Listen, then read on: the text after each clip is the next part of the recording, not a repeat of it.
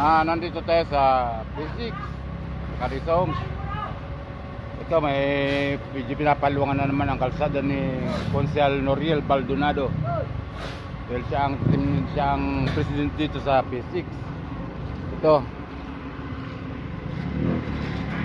Yan, medyo pinapaluangan itong kalsada at medyo masikip sa likuan. Medyo pinaluangan konti. Yan ang kanyang loader. So, kasi sipag naman ng mga ere. Kasi sipag. Asan si Kusyal? Flat control. Flat control po dito, flat control. Flat control. Yan, project ni Kusyal. Panang homeowners ng P6.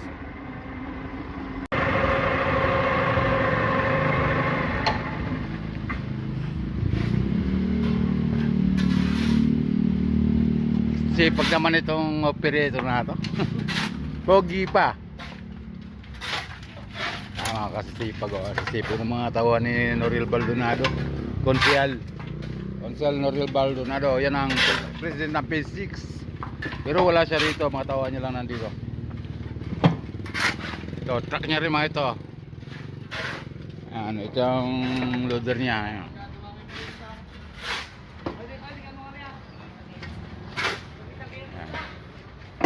Pinapaluangan ng mga kalsada namin dito. Yung paliko na papuntang Grandiosa, papuntang Caliste.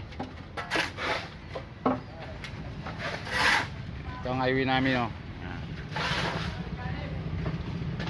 Maraming salamat. Ito, binubuhusan na yung kalsada na binoldos kanina. Ito ang project ni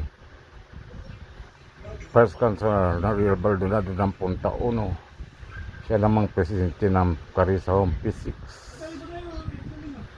Yan, panibagong accomplishment na naman. Sa Lunes, mga kanal-kanal naman na ayusin. Napakabait talaga ng aming presidente ng P6. Maasahan